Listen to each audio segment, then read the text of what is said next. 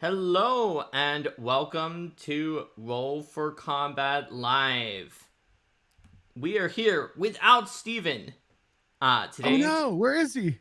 I think he's at the Mets game. Are the Mets in a playoff game at home today? Because that's where he was yesterday when our Kickstarter, literally for the Elemental Storm, ended yesterday, and we were hitting like these final stretch goal, and then there was another one after the final stretch goal that I was not told about at Yeah. all. That Steven was sending me like from his phone at the Mets game. Here's a graphic for this other stretch goal that we have. That quick, write an update about it. I was like, okay, yeah, I didn't know about that, so I wrote an update being like, we've got a stretch goal that's after the final one. At this point, I'm not going to say whether this is the final one or not because I don't know. Steven could have more that he didn't tell me about. I was right because there was another one that was after that.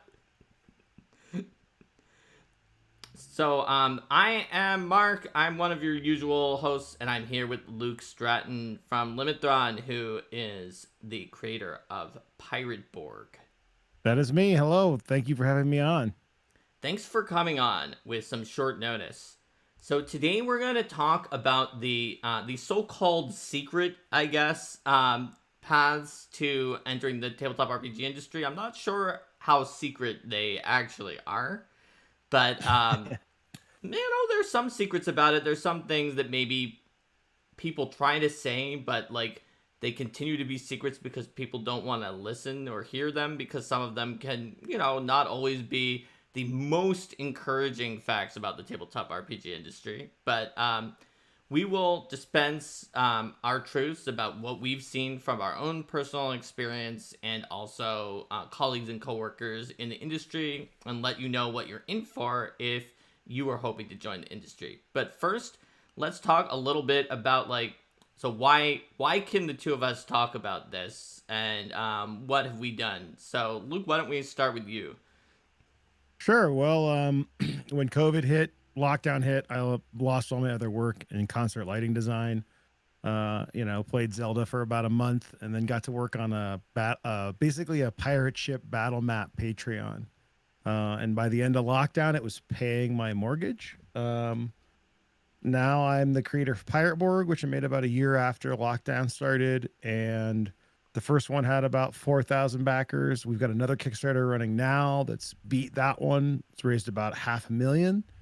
Nice. And I employ a team of 3 full-time people and a few contractors that are part-time. So I think I know how to make it in the industry in a relatively short amount of time. Hopefully I can help other people do the same.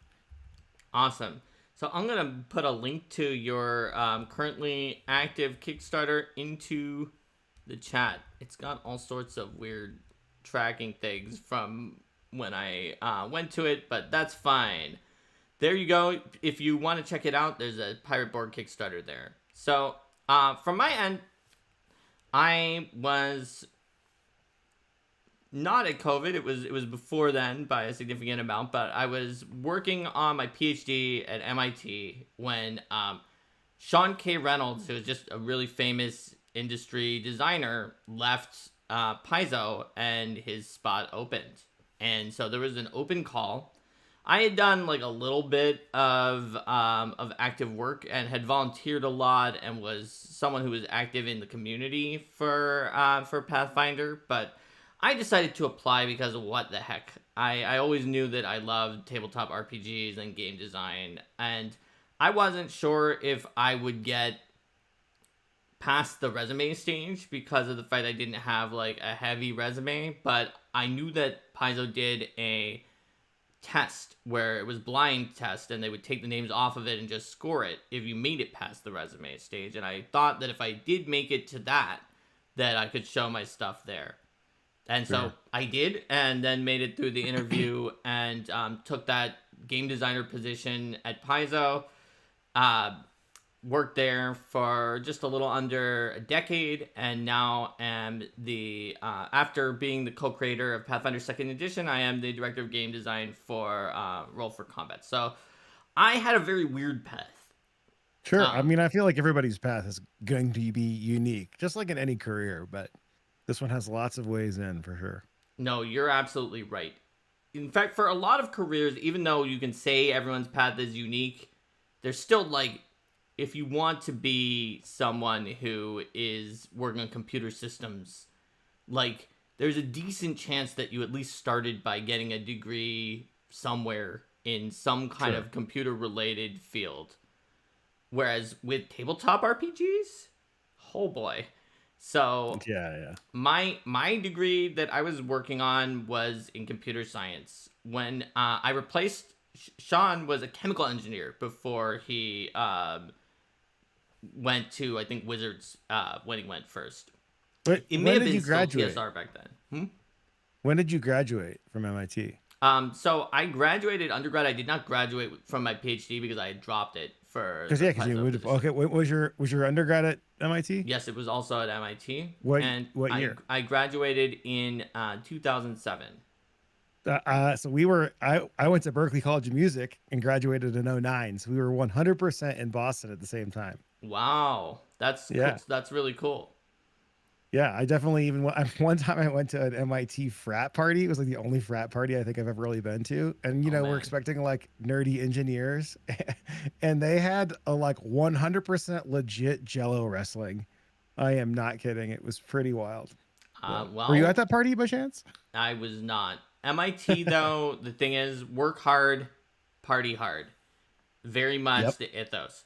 But one Yeah. thing that I did know about some of MIT's frats is that I heard from some of the people who were in them, I was not, that during like rush times, they would actually hide their rush pledges from people from like the national branch who came to visit because of Mhm. the fact that like they didn't like haze them as much. So they were at least a little bit nicer from what I heard, or at Okay. least they talked about it. They'd be like, yeah, I don't know. I like these people from the national branch, but they might haze people more than like we would normally do. But they definitely party hard at MIT. So yeah, Sean, chemical engineer.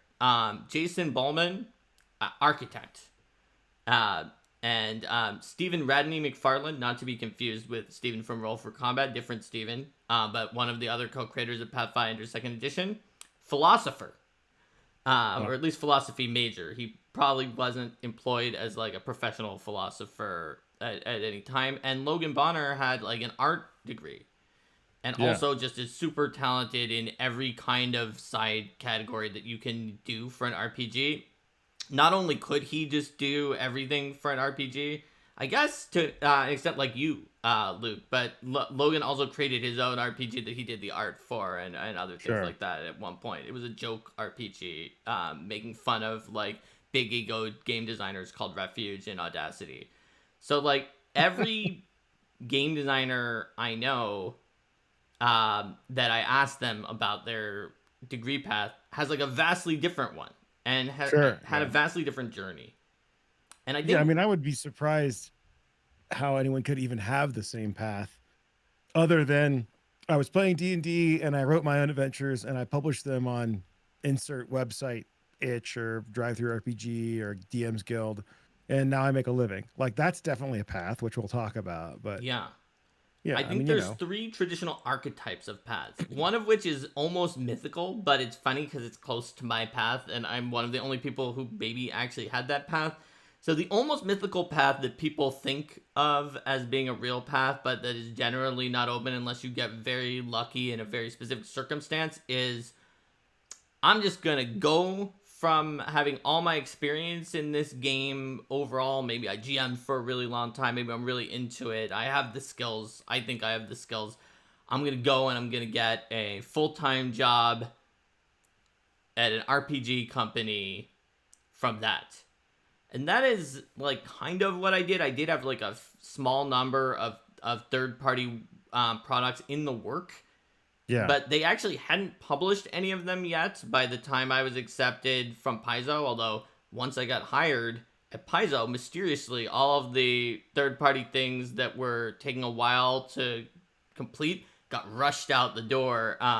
Because they ran out of content. No, because they were like, oh wait, that Mark Seifter guy who's just some random guy that we're working on with all of our other people is now like a Paizo designer who just replaced Sean K. Reynolds Oh, there. okay, This okay, is gotcha. like having his name on a thing that we released could be really good. I assume Gotcha. maybe Yeah, they makes were sense. maybe it was complete coincidence. Sure. But that is a path that most people can't take because there are a tiny number of jobs in Well, yeah, and they're super competitive. And if you're a game company, I mean, like I'm a game company, I'm not going to hire somebody who has no professional experience, unless their work is like really, really astounding. But without the experience, how can you even show the body of work?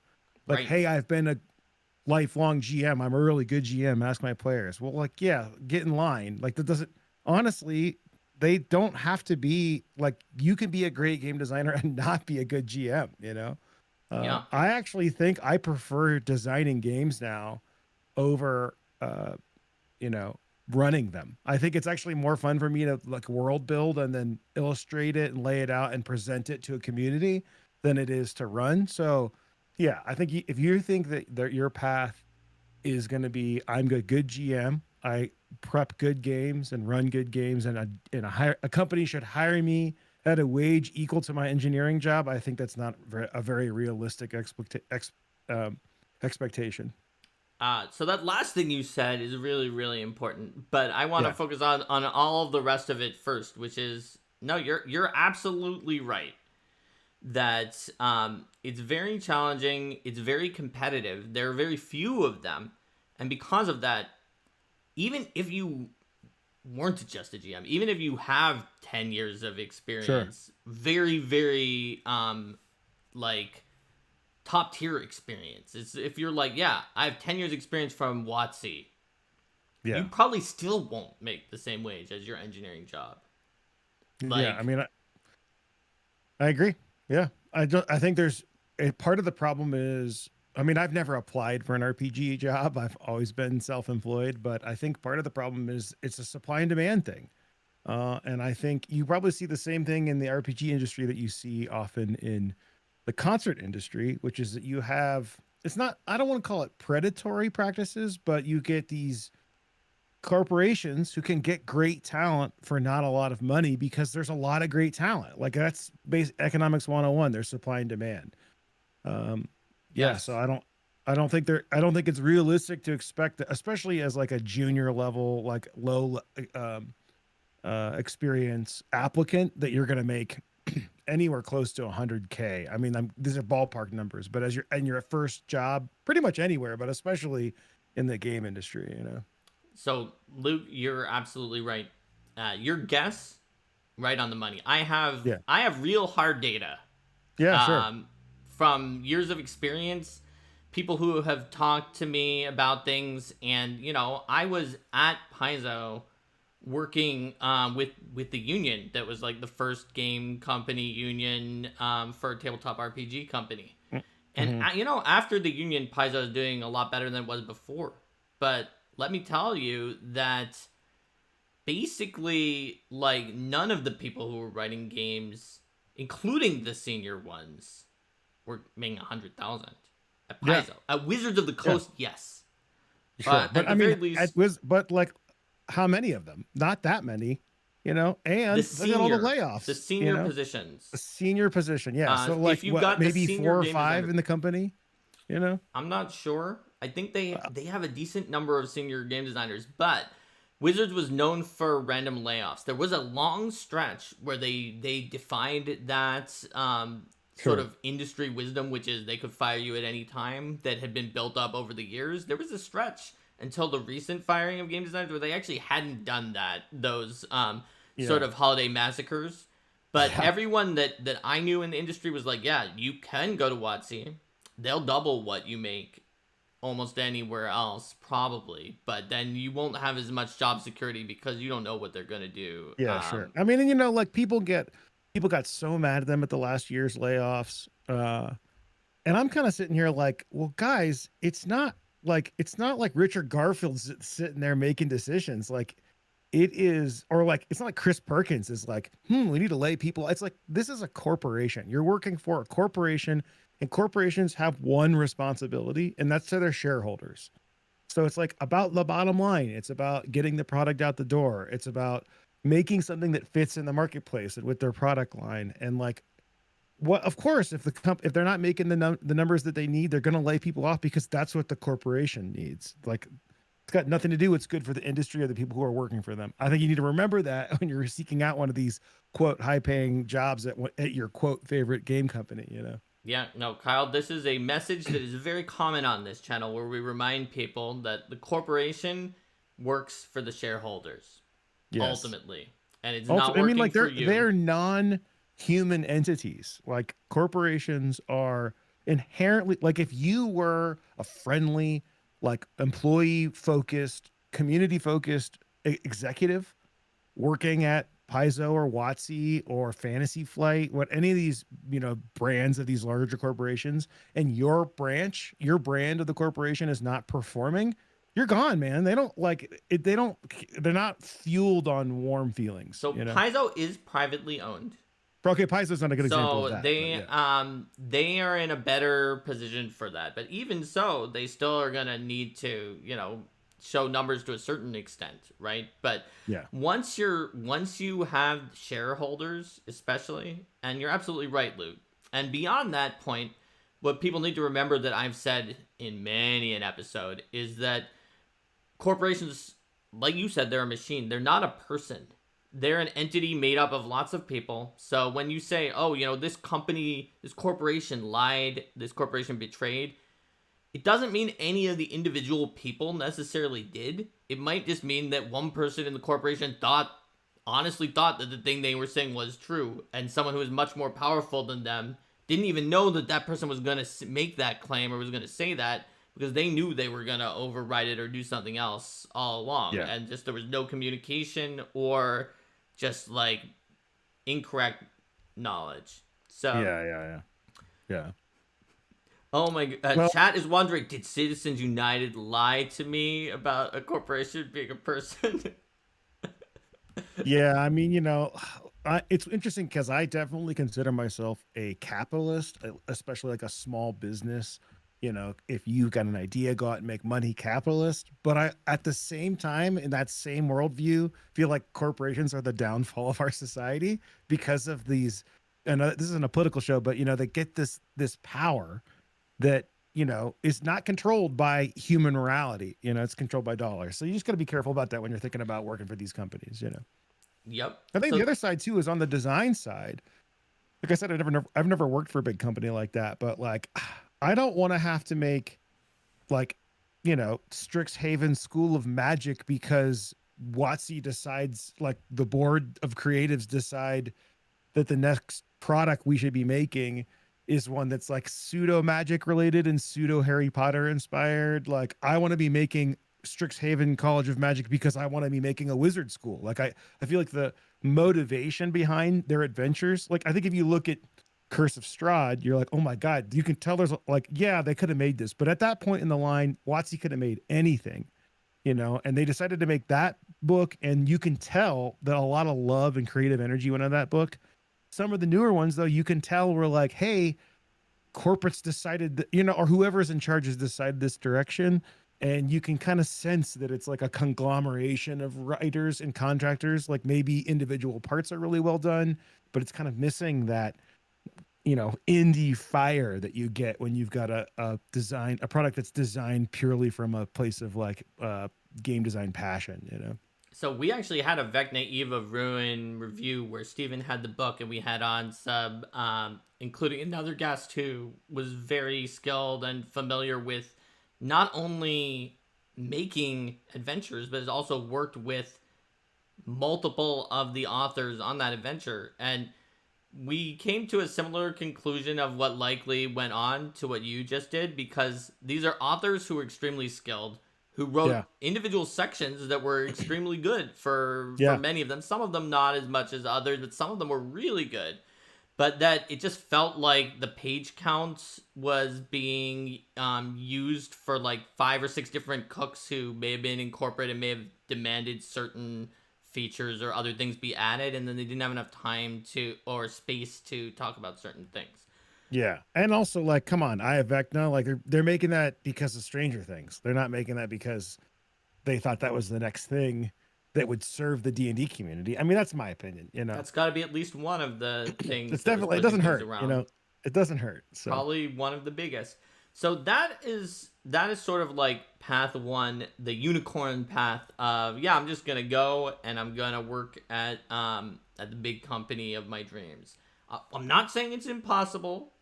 It sort of happened to me, although I kind of also took one of the other two paths that we're going to be talking about next, because I had those third party things that were in the works. Yeah. So let's talk about next, the path that is kind of the middle ground, that is sort of the other one that I took, which is you can offer up an idea to a smaller company, a third party company, to see if they're interested in it. Now, when you Sure. do that, you want to be a little bit careful about what you're doing if you want to be successful. But if you are, you should make sure you just go out there, put your foot in the door, and don't get too afraid to do it. Because I've met a lot of people, including myself, who were kind of afraid to do it. It was the exact opposite of the people who think I have GM for 10 years. Sure. Wizards should hire me because GMing for 10 years, that's a lot of years of GMing. Are people like me who were like, I don't know if I should bother people. And the answer is, you should, if you have an idea you're passionate about, and importantly, do your research. Know the company that you're pitching to. Maybe, hopefully, be a fan who has bought some of their products in the past. Know what their product lines are and what they typically tend to publish, and pick one that is in line with you. Like, if there's a company that makes lots of products that are like 101 spells of blank, and you have an idea for 101 spells that was not one of the ones that they've done before, that's really good. But if you have an idea for, and let's say it was D&D spells, right? If you have an idea for a new mecha RPG that's not D20 based, maybe you don't take it to the company that makes lists of 101 new D&D spells, because that's not what they normally do. They're likely to not want to do it. Yeah, I also think that this route is it's a pretty viable route for more established creators who have found they don't like certain parts of the business. Like a really great example that I can directly report on that's in my wheelhouse is like the Morkborg guys, the Stockholm Cartel, right? They make this amazing game, but they don't want to they don't want to spin up a whole arm of their time or company or whatever to get these products out to the world. So they have a Free League workshop publishing deal where Free League, basically they hand print ready files to Free League, and then Free League handles like marketing and promotion and getting it out to streamers and then fulfilling the Kickstarter and putting it in every store in the world. Like they handle all that, but they take a cut, like that's kind of a deal where it's, that's a great way to go. But you're trading like any deal you'll ever make in your life. You're trading your time for money, or your rights for money. It's kind of one of those. You're always trading something. So yeah, I think that's there's a lot of great indie publishers out there. It's also kind of like, well, maybe I can get a better deal at a smaller publisher, but they aren't going to have the number of resources. So you have to kind of think about that thing. Yeah. I do want to ask, do you think that is the DM's Guild approach, would that go in this category or the next one? I'm going to put it in the next category. Okay. Although Because really it does have it's some kind of crossover. split a little bit up in the next category, but sure. This category is still, you've got the idea, you've got the game design skills. Do you have InDesign and layout skills? Maybe not. Do you have the marketing? Do you have all of that business running stuff? Maybe not. Maybe you don't even have art. Yeah. A lot of those are going to be. Don't, to be honest, with people who are just starting out. Art is the hardest, most expensive, and most likely thing when we go to the third category of ways of doing this that will make you lose money. So, honestly, I think that even if you're not established, that trying to fish for a smaller indie third-party publisher who might be in your wheelhouse, and you can try a few until you find one that might succeed. Even if they don't take your pitch, they might remember you from that pitch. And if you pitch something else, or if you say, well, in that case, I'd be available if you want a freelancer to write something that you want to write, then they might consider you because you reached out. So I think that this middle path is probably the most viable path for a lot of people. especially if you want to, if your goal is to eventually write for one of the bigger companies, which, as Luke and I both said, maybe that is a dangerous goal for a lot of reasons based on how difficult it is to get them, even if you have experience. The fact that those wages are not high, even if you have prior RPG experience and you're working for corporate overlords. But it does help you get that job if you have written for these other smaller companies, Sure. especially if they're known to Yeah. the publisher. The big publisher is in such a privileged position that they can look for someone who not only has industry experience but also has experience with their game in most Yeah, cases. absolutely. Like, Yeah, and I mean, and they want that too. Like, I think that's the thing where you see a lot. Like, look at Free League, for example. If you look at Dragonbane, Dragonbane has a ton of guest writers from other projects, like Pella from Morkborg wrote one of the adventures. The like the lines between these categories can easily be blurred, and I think when you go that route of establishing, hey, not only do I know the game and know the vibe and I can write well, but I can deliver on time and respond to, suggestions and editing and criticism. Like, publishers want to see that kind of thing because, like for me, if I'm hiring you to write a Pirate Borg adventure, which I've only done once so far, like I am very protective of my IP, of my setting, of what my players are expecting. I'm not going to deliver something subpar. I have actually worked with a writer who, after a couple attempts, did not deliver what I thought to be our quality, and we actually paid a kill fee to just be, not to kill him, just be clear, but to be like, hey, you know what? Thanks for your time. We're not going to use this, but here's some money for this your just work. it. Like Pirate that. Borg also hires the Pinkertons. Yeah, we will murder you if you don't write good enough. Yeah. So, I mean, that like this will vary on publishers. Some publishers will print pretty much anything. Some won't print. You could hardly get even an email through the door. So it just depends from publisher to publisher. But I will say, regardless of all three of these routes that you go, developing your own personal like brand and reputation is kind of the most important thing, even if it's only within a small community. Yeah, that's absolutely right.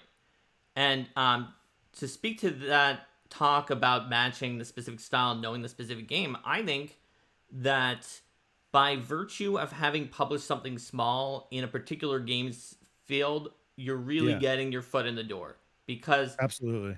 like, if I have someone who wants to write for me for some Pathfinder 2 content, I'd rather have someone who is writing Pathfinder 2 content for 1 year than someone who is writing Vampire the Masquerade content for 10 For years. 10, yeah. Yeah, And absolutely. who doesn't know anything about Pathfinder Yeah. 2. Even though I might, if I had that Vampire the Masquerade person, I might try to find something good for them that was like not as nitty-gritty into the rules because they probably have some really good ideas.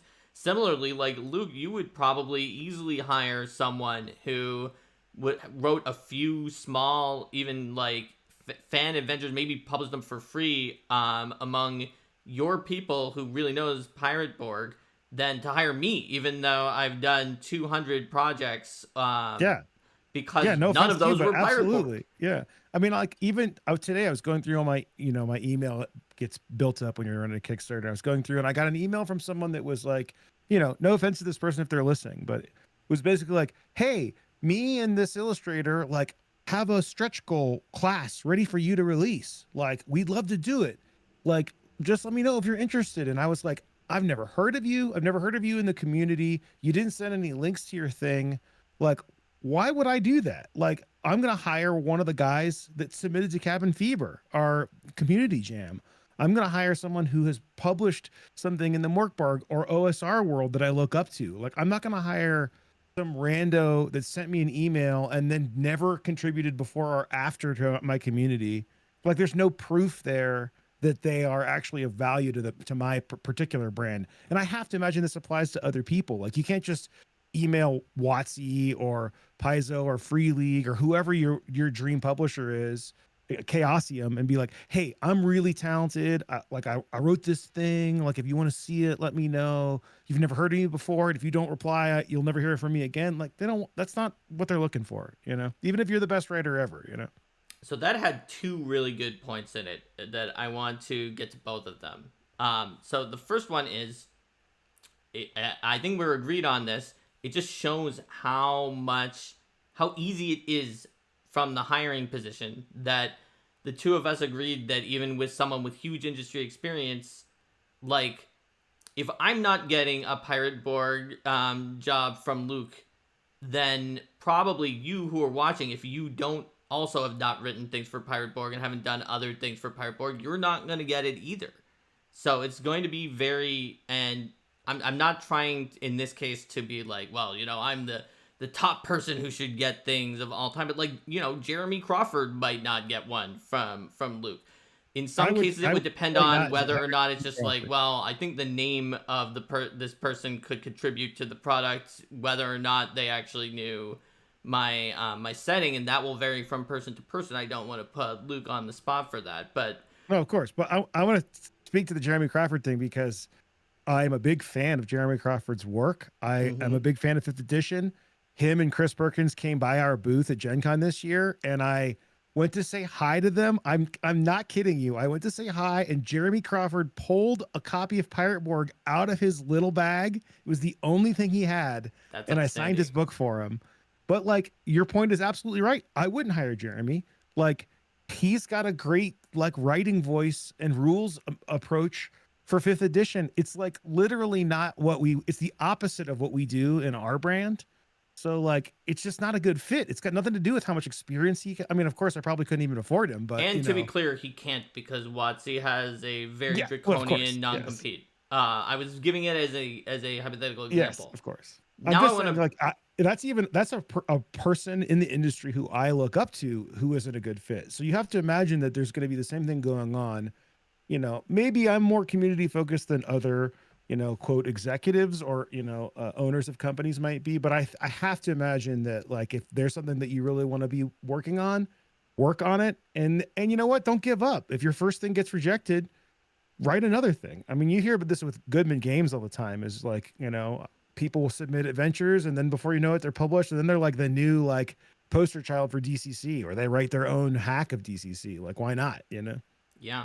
So I'll get to your second thing that you said before, because Luke, your comments are always full of additional bits of wisdom that I want to tease out. So never ever do the thing that Luke said was a bad idea, even if you have tons of experience in that game setting, which is never ever send your document or product idea to Paizo or Wizards of the Coast and be like, yeah, so I have this idea for Superfinder. It's a Pathfinder thing like Pathfinder or Starfinder, but it's for superheroes. And I've come up with the system ideas, and I have some basic core concepts.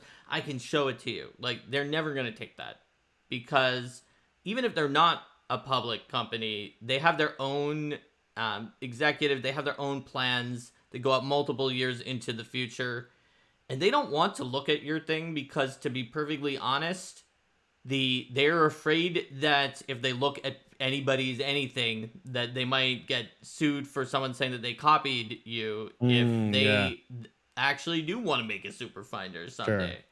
So, it's interesting that you can I chime in on this, because I feel like you're right, but at the same time, if your thing is the right move for them, it could work. And I say that because this is exactly what I did with Free League. People ask me all the time how I got the Free League deal. Like, how'd you pull that off?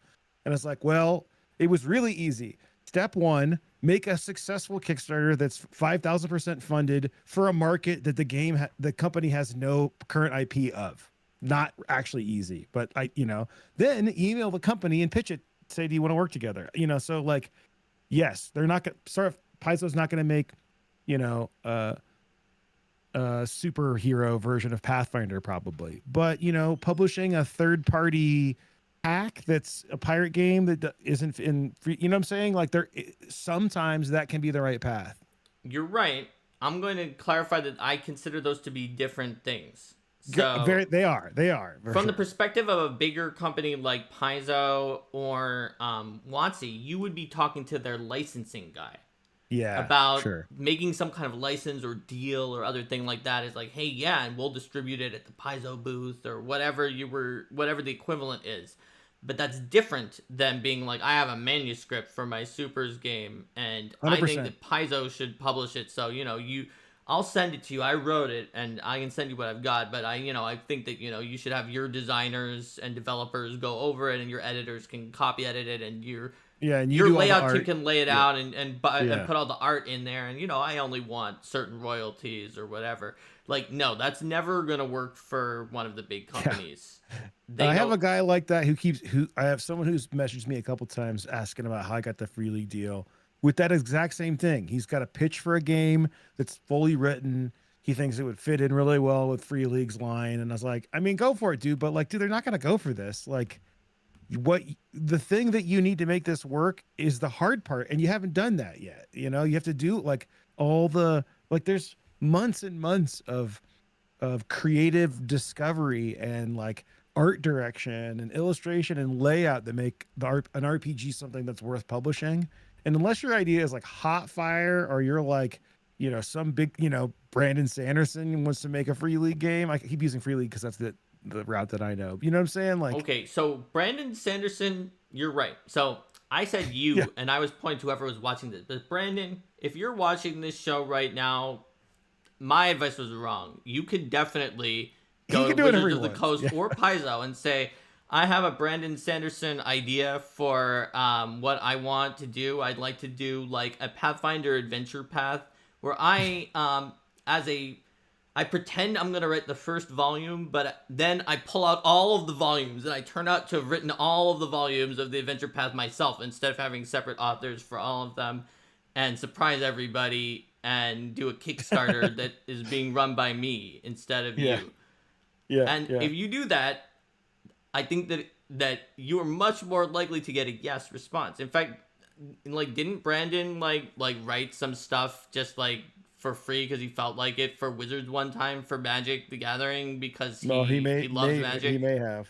But also, like, though, this actually is reinforcing our other points, or probably our third point, which we'll get to in a minute, is that Brandon Sanderson comes with a built-in audience. And like, that's a different thing. That's not what we're talking about right now, where you're talking about the quality of my work is good enough to get me published. That's just it's a very hard track.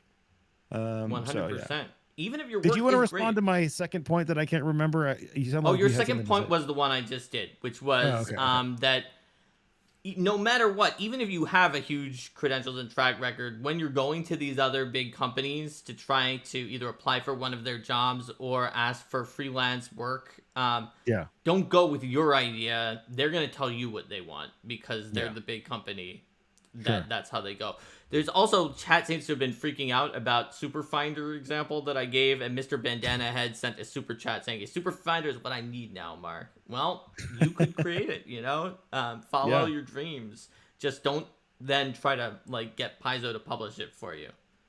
Yeah, or do a Kickstarter first and then get it. No, I don't know. Well, at least you could do the Kickstarter, and that'll bring us into version 3, which Luke is going to have, I'm sure, a lot to say about. And I do have in a lot this to say, third path, it is do it yourself. And that is going to run the gamut from publishing it on DM's Guild or like a Pathfinder Infinite. Pathfinder Infinite in particular has like art assets that you can just take and use in your product, which can help you in case you were going to potentially lose money on art, which, spoiler alert, if you self-publish on like DriveThruRPG or something like that, you will probably lose money on art on your first project and maybe on every project you ever make. But you'll have to look and see, just like Luke said, every deal comes with a price. And a lot of these platforms you're going to publish to take a large cut of what you're publishing, especially if it's DM's Guild or Pathfinder Infinite style, where they give some to the company that owns the IP, some to DriveThruRPG, and only like half to you. Sure. Yeah, I mean, I think when we're talking about this topic, I have to mention my colleague JVC Perry, who is the only published pirate board writer that's not myself, except for my brother Tyler. He's written an adventure for us. JVC Perry got his start by writing an incredible 5th edition adventure called Call from the Deep. If you are running anything 5e and you want to go, naval at all with it, it's an incredible adventure. Arguably one of the better ones out there. It's like a top seller. He wrote this adventure. It's big. It's like the size of, a full WoTC book. On DM's Guild, they take 50% of all your revenue. They give you access to their art library. You can use all of their IPs. This adventure has Mind Flayers in it. It has like all of this, branded WoTC, Faerun, Forgotten Realms stuff that you can't put in a third-party product. JVC Perry like basically got burned. He can't print that thing. You can Google it. He talks about like, I can't print this thing. I can't give it to anybody. I can't do anything with this except for sell it on DM's Guild. Yeah. You lose all of the rights, and you lose rights to derivative products, which is something that people did not realize. I think at least some people didn't. And like, because Pathfinder, due to like the remaster and the new org license, had some things going on with the Infinite, and it led to some people trying to look at what their options were in case they wanted to go somewhere else. And it turned out that if they were deriving from anything that was their own work that they had put on to one of these platforms, it was very, very restricted. So yeah, well, but I do want to say though, the flip side though is that I think at the time that was the right move for JVC Perry. Like, he made a smash hit with no experience, with no art budget, that put him on the map. And now he's got several successful Kickstarters. I think he did a book with Ghostfire Gaming. Like, I've hired him. Like, he's a published guy working in the industry now. Like, yeah, he took a hit on his first project, but at the same time, maybe that was the right move, like, for him, because it's hard to regret where he ended up now. I think it was. I think it was the right move. You just, like I said though, everything's got a cost. Like, yeah, you can't use, WoTC's officially sanctioned art and IP without paying for it, and you pay for that by never being able to take the product anywhere else. Yeah, but I think you're just absolutely right. Like, Call of the Deep is so famous despite being, a DM's Guild product, not like something in WoTC proper, that when on this channel for Kraken Week, we were going through a run through of like different aquatic and underwater adventures, like from the beginning of OD&D through to now, and that one made it onto the radar, right? It's something that probably wouldn't have happened if he published something that was as good. And let's assume he found equally good villains to the Mind Flayers, which may be a difficult assumption, but let's assume that he did, and just published it on his own into the ocean that is all of Drive-Thru RPG or Itch or the other places on the internet. That might have never made a splash.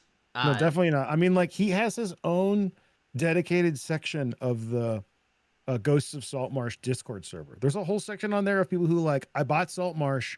Wait, this isn't what I wanted out of a pirate campaign. And then they started writing Call from the Deep. So yeah, so it's you definitely pay a big price, but you get a benefit. Yeah, lesson to be learned. I mean, like I said, I think that was the right move for him. Because especially as someone who's a writer, like, not only, but he's a writer. He's not going to do his own illustrations. Like, that was a very valuable tool and way to pull it off. Where now you're right. He's, moving on, you have to have an art budget. So. Yeah, absolutely. So, well, but there's a ton of other ways though in the self-published thing, right? Oh, there's so many different ways. Just like in the go to another publisher, there's hundreds of different publishers, all of whom specialize in different things. Here, there are just so many ways to self-publish. Obviously, one that stands out if you're a D&D or Pathfinder person, like a lot of our listeners might be, is to go with the ability to use the official IP and go with all that art, because it's going to be tough and you will probably lose money on the art. But if you don't want to do that because you want to retain all the rights, I totally would understand why you might want to do that. There's still numerous paths you can take. You can publish on Drive-Thru, you can publish on Itch, you can publish through some other sites. You can try to make your own store. That can be tough if you don't have a built-in audience, which you probably don't, but I don't know, maybe you do.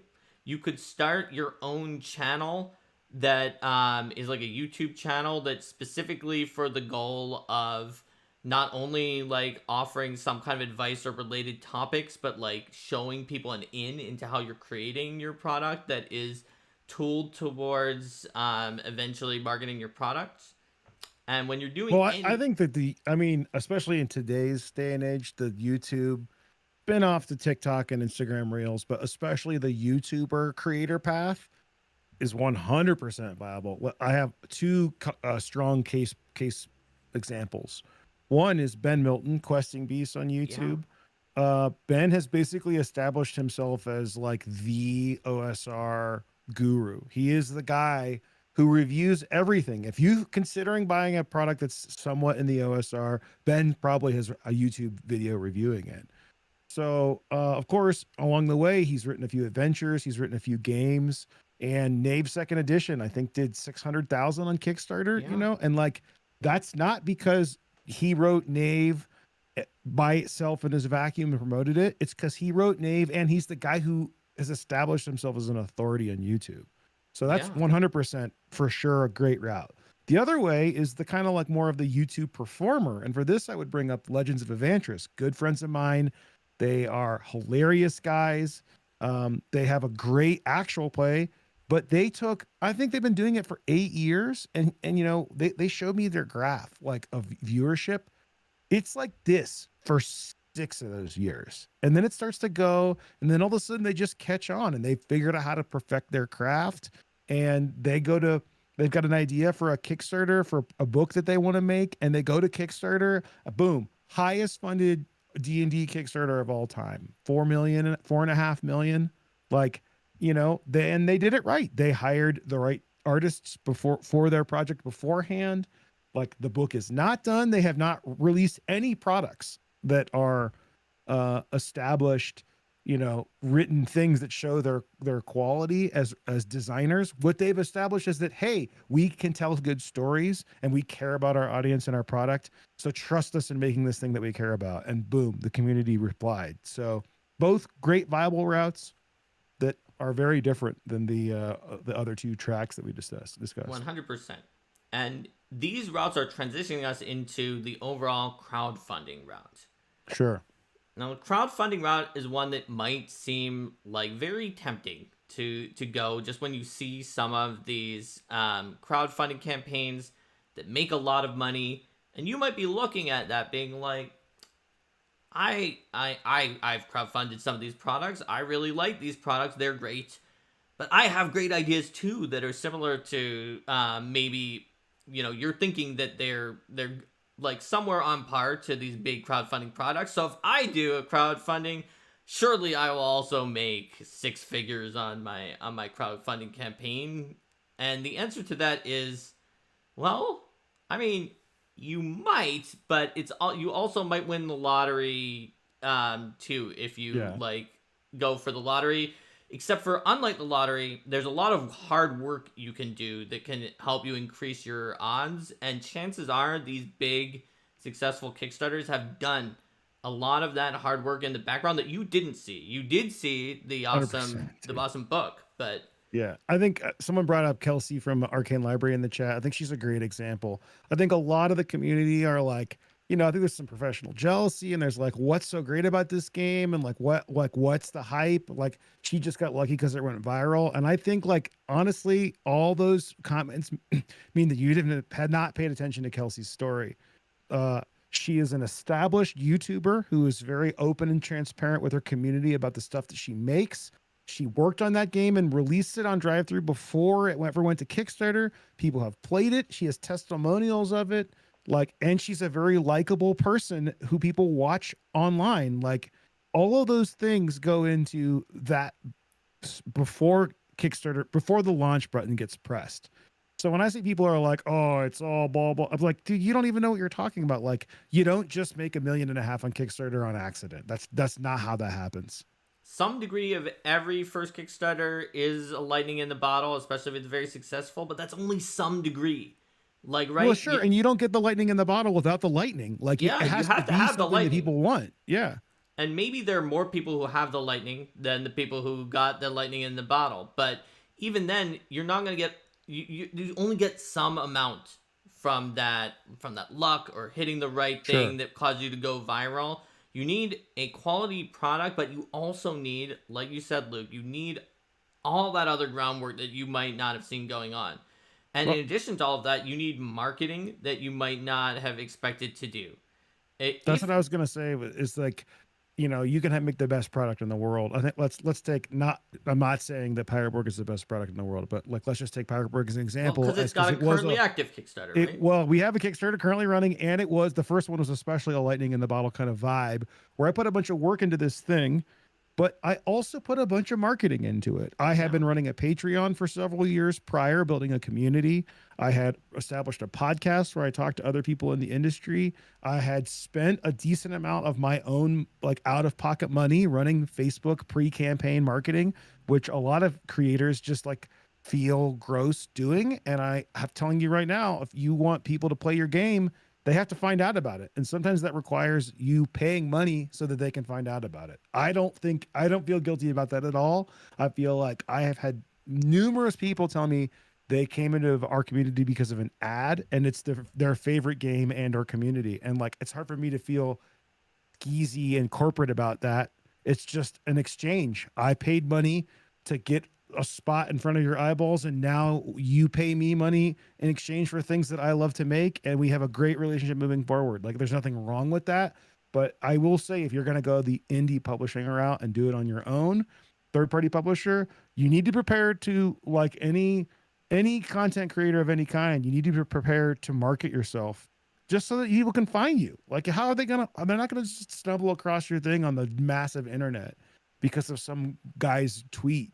You really need to have ways to get out to people, and they don't have to be paid advertising, but blog rolls or message boards or Discord sharing or play testing or running at conventions. These are all part of the puzzle. Yes. So you need to, and we gave YouTuber as an example, but yeah, you need to find a way to get out there. And even if you have other ways to get out there, you probably do need some amount of traditional advertising. Maybe if you have a really great mailing list from all the other stuff that you did, you can rely like mainly on that. But I'm gonna Yeah. tell you that like a lot of these Kickstarters that you're seeing out there that are getting 6-figure or more amount of money from the Kickstarters probably spent 5-figure amount of money on advertising. Like maybe they didn't. Maybe they have a lot of advertising knowledge in house and can do a lot of things on their own. But especially if you saw them doing anything with Critical Role or one of the other places that is very expensive, they might have spent 6 figures on advertising. Like you don't Yeah. know how much goes into that. So if you think, oh yeah, you know what, I'm on my shoestring budget, but I've got really good content, and I'm gonna get this giant Kickstarter, and it's gonna change my life, and you don't do the groundwork, which could involve investing into it, then don't be surprised if it doesn't go as far as you expect, even if your quality of your product is really good. Like, let's say you have a game, and you know what? We've just decided that, if you got Luke and me to sit down and look at it, we would agree it was better than Pirate Borg and Pathfinder 2nd Edition combined. The two games Yeah. that we even wrote, and we just be like, yeah, Yeah. Sure. dude, your game is, or lady, your game is way better than our game. Even in the genres we're trying to do, it's better.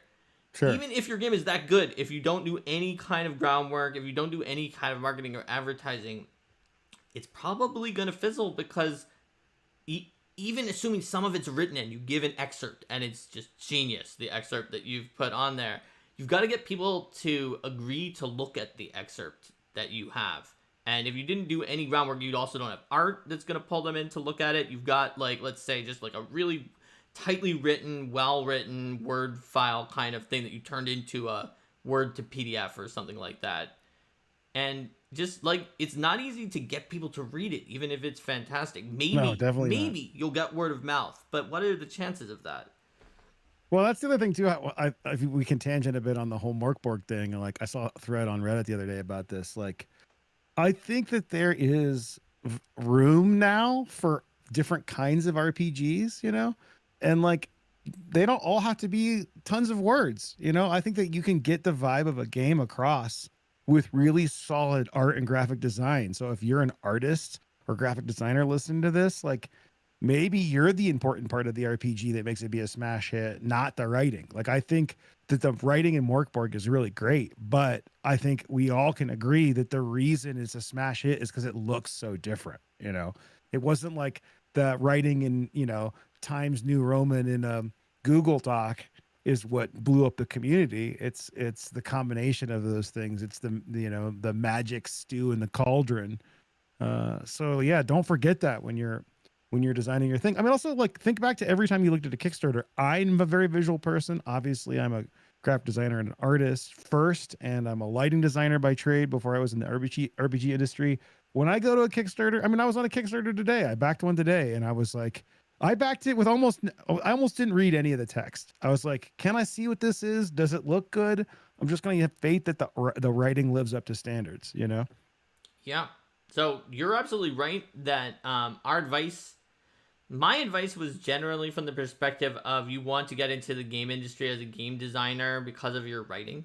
But in fact, if your big skill is art and you haven't written anything, even if you're not sure 100% that you can, but you have ideas and you have big enough ideas that you're thinking in your head for great art and a very strong visual direction that gets the theme across, maybe you actually can't. And that can count as the groundwork. Like, if that art is fantastic, it's evocative, and people immediately like, I know what this is from that art. Yeah. With just like minimal ad text that you put onto it, even on the Kickstarter page itself, and like a video showing montages of that art, maybe as like some narrator is talking about it a little bit.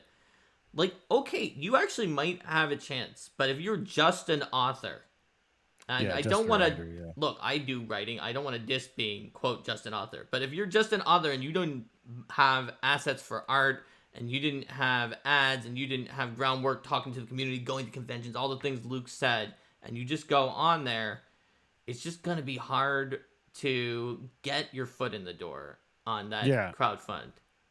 Yeah, and like chat's talking about how you can't sell a book by its cover, but like you kind of in RPG, like you kind of can in a way. Well, that's what that person said at the end. They said you can't judge a book by its cover, but you can sell it with just a good cover. You can't. But I also think that I mean, this is the thing. This is why I'm such a big advocate of the whole Morkborg scene. When done properly, like those games, mine included, but just in general, like or even ones that are outside the sphere a bit. Like, what's a good example here? Mothership's another great example.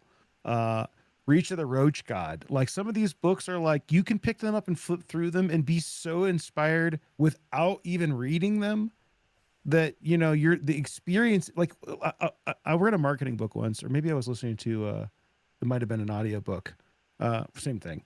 Where I think an important part of this kind of entrepreneurial brain process is to think about like what are you actually selling. And when you're making an RPG book, like you could say like, oh, it's grimdark Pirates in the Caribbean, but that's not what you're selling. What you're selling is a chance for you, like a group of friends to get together and like forget the woes of the real world and like tell a story in another one. And what you're selling is what that other one feels like, like that doesn't necessarily have to be done with writing. It could be done just with art, or ideally a combination of the two. So, I mean, I think if you look back, I've got that history art and arcana book. Have you seen that? The D&D book? I have. It's like, I don't have it, but I've seen it. It's all about it's an art book, but I actually I think I read about half of it. Cause it's all about like the first D&D monsters were like, we got the neighbor's kid to draw something, and then we had a higher budget, and then they bring in these like more famous artists, and then like it's such a part of the experience, like when you think about what D&D is to you, like people have like the Red Box in mind, or like a Frank Frazetta painting, or like a Mike Mignola comic book, like, or like any number of pieces of concept art that they've shown. Like that's a big part of the experience. So like, don't neglect that. Remember that, like, even if your world is really well written and really well thought out, and like you got really cool mechanics, like a lot of people are going to be bought, sold, done and dusted by the art alone. So absolutely. And to the point that you're making about what you're selling is the experience and the ability to go into this this other fantasy world and tell this story, it's very important to think about also who you're selling to. Because if you are writing a tabletop, especially if it's a new tabletop RPG, right? Yeah. Like Pirate Borg, as opposed to if what you're writing is like some kind of third party product for an existing tabletop RPG, often that people that you're selling to, like a huge percent of them already play some other tabletop RPG Yeah, at that probably point. all of them. Yeah. A huge percentage of them. You're going to get almost nobody who is just like, you know what? I don't know what a tabletop RPG is. But Yeah. Pirate Borg looks really good because I like pirates and Borgs. So we're going to get it. Sure. Like, that's going to be like virtually no one who signed up for your Kickstarter. And so therefore, if you can't offer an experience that is compelling enough to convince these people, this group that already has at least one other tabletop RPG, that they want to do your tabletop RPG and Yeah. not the other one, then they're not going to. And unfortunately, how brilliant your writing and design and the way your game design comes together to give a gameplay loop, that is not easy for people to tell until you've actually convinced them to play it, possibly Sure. for multiple times. When they're like, whoa, Yes. this had like hidden depth, and that role that at first I didn't understand why it was in there and just seemed a little complicated makes the game so vivid, and it's actually easy to improvise because it's very like all those things are not something they're going to find out until they've played the game possibly multiple times, whereas the Yeah. art and I the think evocative theming, I that didn't mean to can cut do you it. off. Yeah. Well, you're making me think of like, there's a good analogy here with being a chef at a restaurant. Like, yeah, like maybe you make, the best soup ever made, or maybe you've got this like secret recipe in your bread that is like unbelievably like sophisticated and delicious.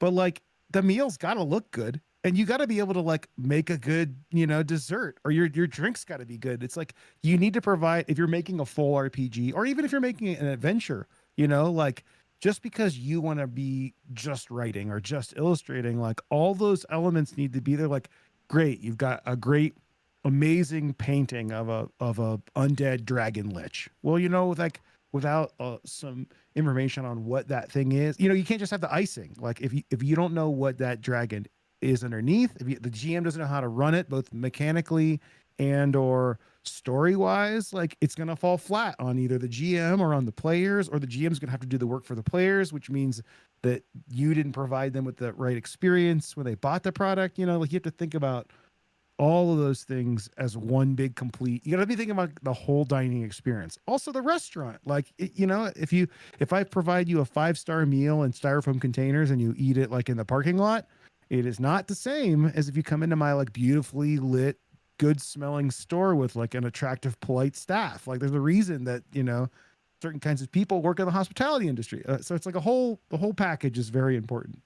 And I think if you're running a Kickstarter or you're making a brand for your RPG, like the website, it matters because you're providing experience for people. This is like the place they come to interact with your thing when they're not playing the game. Like it's not just the book. All those things are part of the experience. You're right. And not only that, but like, let's suppose that you're like, okay, Mark and Luke, but you know what? I do have the best mechanics, and I'll figure out a way to market that. So you have the naval combat system for your new pirate game that is so good that not only are you just going to put in here, we have the best naval combat system of all time, but don't take my word for it. And then you get like 10 legendary tabletop RPG designers who are all like, yeah, this really is the best naval combat system I've ever seen. And I've run 30 different naval combat systems or whatever you're doing. Maybe that will convince people, but that took a whole lot of effort to get to this point. I think that's the exception that proves the rules. And because you could have convinced people probably much more viscerally and effectively by go back to your Dark Caribbean example, giving vibes. If you give vibes and art and just an evocative nature that draws people back and it reminds them of why they loved the Pirates of the Caribbean movies back in the day, and recalls back their childhood and is like, yeah, this is just like what I liked about those movies were great. I feel like I can do that. Like, that is probably going to be more likely to hook that person even than someone who knows all 10 of the people that you got to say that you had the best naval combat system. Even if Yeah. after they read it they would agree, and if someone later asked what has the best naval combat system, they'd be like, well, I didn't back it, but I did hear that Mark and Luke's Naval-O-Rama game, a lot of people were saying Wait, it had it's the best naval Pathfinder combat and system. Morkborg rules combined. Oh my god! That's Like, right. it's Let's we need more and less rules. Yeah. Pirate Pathborg. Yeah. This kind of reminds me of another marketing book I read. I forget if it was called positioning or that was just one of the topics, but there's this thing in marketing called positioning. And a couple examples come to mind. Like when you think of cell phone companies and you think of Magenta, like that's T-Mobile. Like they have positioned Magenta in your mind so that when you see that color, especially in any way related to cell phones, you think of of T-Mobile. Another one that a famous quote from Jerry Garcia from the Grateful Dead. He always said, "You don't want to be the best at what you do. You want to be the only ones to do what you do." And I think there's a lot to be said for that in our little microcosm of the industry. Is that like you want to think about positioning yourself? Like if you're gonna make a new RPG, like why would someone play like a good example? I think of, in my opinion, I hope they don't hate me for this, but like a kind of failure of this is Dragonbane. I think that Dragonbane is a great game. It's a great intro to D&D or to the D&D kind of thing. But I think that what Free League wanted with Dragonbane was to make a D&D killer, you know? But they kind of failed, whether it was through marketing or through product design, in positioning Dragonbane in a new place. Like when I mentioned Dragon, like what is Dragonbane to anybody beside, like what is it? Oh, like, well, I think a lot of people would say it's D&D with duck people, which is a huge misstep, I think. Or it's like D&D but with more like dungeony old school vibes, or like D&D with more it's like what's the pitch there? Like they're missing, in my opinion, like that core thing.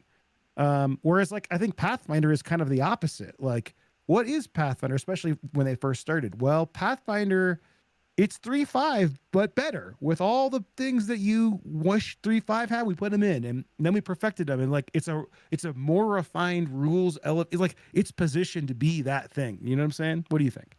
I think that the reason why a lot of those kind of fantasy RPGs were called heartbreakers is just because trying to position yourself as the D&D killer is guaranteed to fail, not because of any failure of marketing, failure of product design.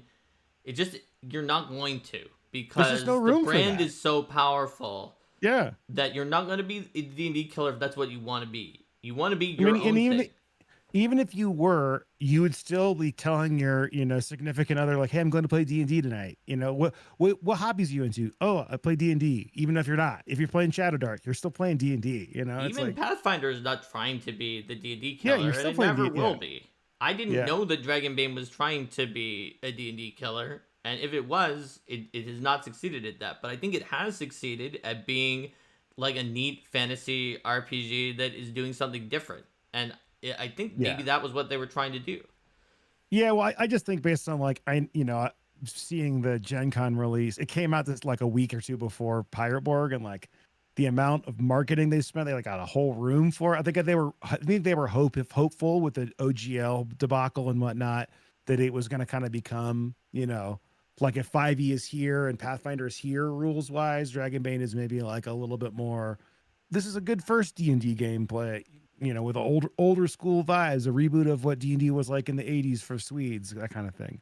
And I'm not saying it's a failure. I love the game. I don't think there's any problem with the actual game, but from a marketing standpoint, or from like imagine we're in the blockbuster of our minds picking the RPG for the night. Like, what's the pitch for Dragonbane or your new D&D killer? What's the pitch for that over regular D&D that we all know and love? Yeah, There's you so have many to make flavors. sure you have a strong pitch for it, because Yeah, that's what's going to get people to play your game.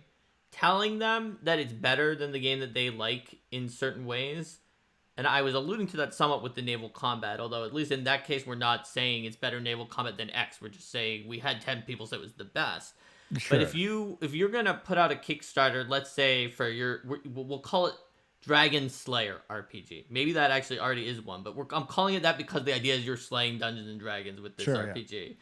And Dragon Slayer RPG, your entire marketing push is how you're better than Dungeons and Dragons at various things. And let's say even that you are better, and that you Yeah. find a lot of people who worked on D&D even in the past and are like, yeah, you know what? This is better than what we did there.